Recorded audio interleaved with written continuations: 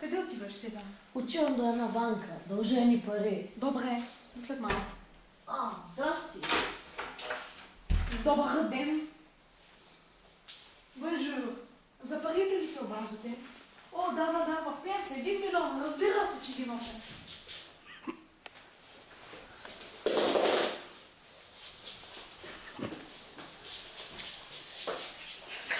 Чао, Хелга. Жан-Франсуа, къде си? Но това е телефонът на Жан-Франсуа.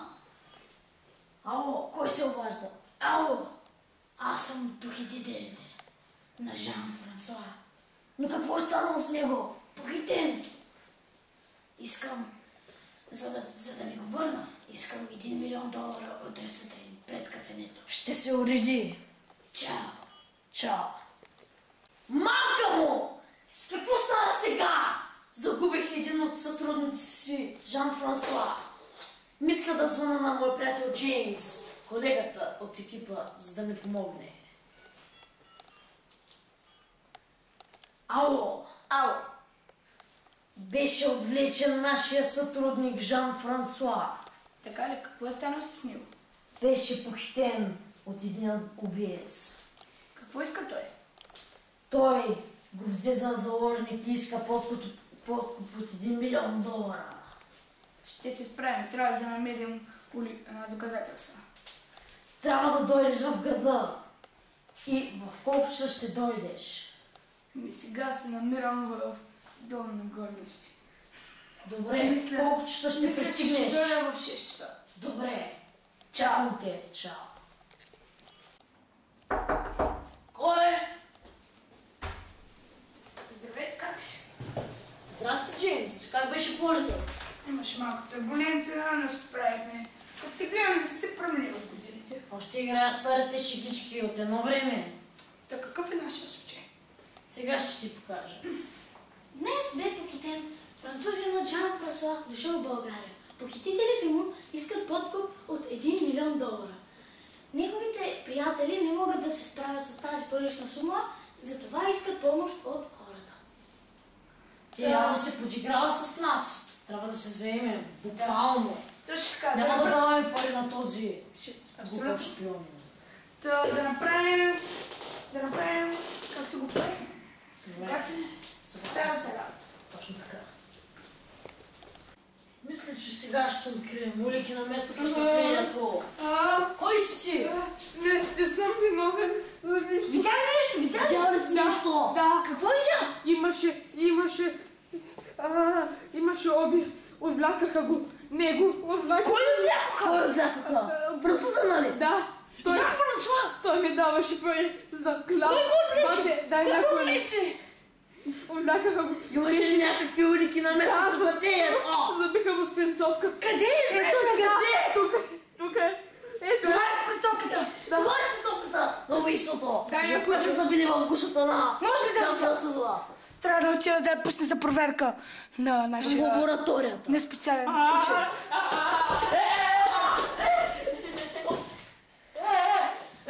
Не да бягаш! Ще те разсто! Не бягай! Защо бягаш? Защо бягаш? Дали си потърпеш? Нещо друго. Защо на мен? Не. Нищо не си направил! Слушай ме! Нищо Ще го пуснем. Пуснете го. Ако нищо не си направил, няма за какво да ти става. Имаме достатъчно информация да потърсим Жан-Франсуа и убиеца му. Нека я пуснем в лабораторията. Дай една полев. Мерси, батко. Добре. Чао. Сега. Какви са тези барикади? Залягай, Джеймс!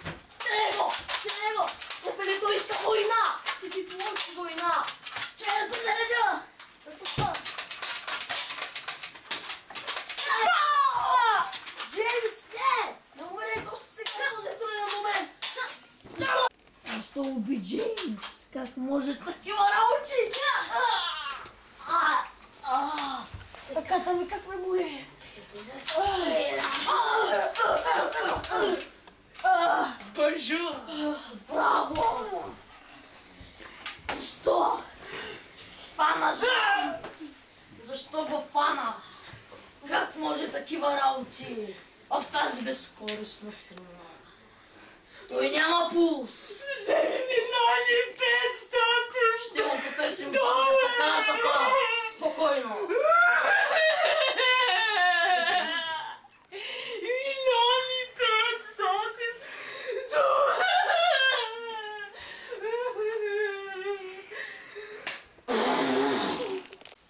Джеймс, ти не се хрущи. Обещах да ни почем. Оставям тази роза от Парижкото поле на моя дворец във Франция, на твоите славни мъжки гърди. Защо трябваше? Той беше достоен. Да, знам го.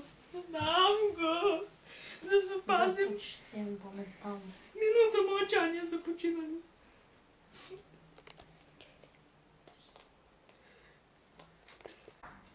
Кой е? Какво е стар приятел? О, здравей! Как беше, Джеймс? Добре, че... Как помина? Добре, имаш малко турбулентност, не справихме с случая. Като гледам, не си се променил. Знам. Същия съм се останал.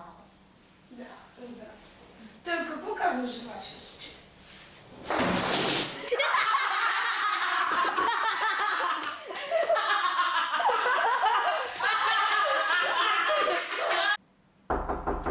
Кой е? О, Джеймс! Как си? Здравей, приятел. Как беше полетът? Добре. Имаше малко турбулентност, но като гледам, ти не си променил много. Пак играя същите игрички. За какво съм тук? Разкажи ми по-накратко. Има един много важен случай, който трябва да изясним. Нашия приятел и сътрудник Жан-Франсуа беше влезен. Защо ми се зли? И той иди за Оставям случай, защо видите я бухал? Защото приятел? Ме обвиниш? Видите послушай. Ме обвините послушай с национал. Кой е? Здравей, друже. Изненада. Това беше пълна изненада. Здравей, Джеймс! Как беше полетът? Имаше малко турбулентност. Всички Ти неща няма приемаш. нещо. Няма, добре. Ай, последен път дайте ми шанс. Давам ми шанс. Кой е? Здравей, друже. Как си? Здрасти, приятел Джеймс. Пълна изненада. Като ти взема и ти не си справил. Още играя старите шегички, както едно време. Какъв е нашия случай? Ами, днес бе... Днес, в 16 часа след обяд, беше похитен богаташа от град Бургас, Жан-Франсуа. Похитителите искат в откъп Това е всичко, бе! така, бе! Идеално да се получи, защо? Ама защо? Така, брат, да ме дайте! Не правят. Не правят. Как си ще не правиш, човек? Те и двамата го направиха идеално, защото гледаха към телевизора. И то пусна. Днес, 16 обяд. 3, 2, 1. Защо стана така, Джеймс? Какво стана? Ръката ми... Ръката ми боли, ме!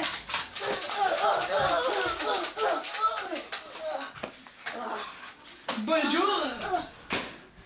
Благодаря, Жан. Спаси ми живота. Благодаря. А този Мицел, Това ли е този, който ме отвлече? той те отвлече. Ще му видим досието. Той ми взе Той пари. няма досие. Имах 1,5 в мен, а той ги взе от джоба ми този нехрани Искаш майко. 1 милион от мен. Къде ще ги изкопая? Какъв? Гад мръсна. Какъв парижки круасан? Да си заминаваме и да го оставим. Парижки круасан. Ще си дам парите, Джон.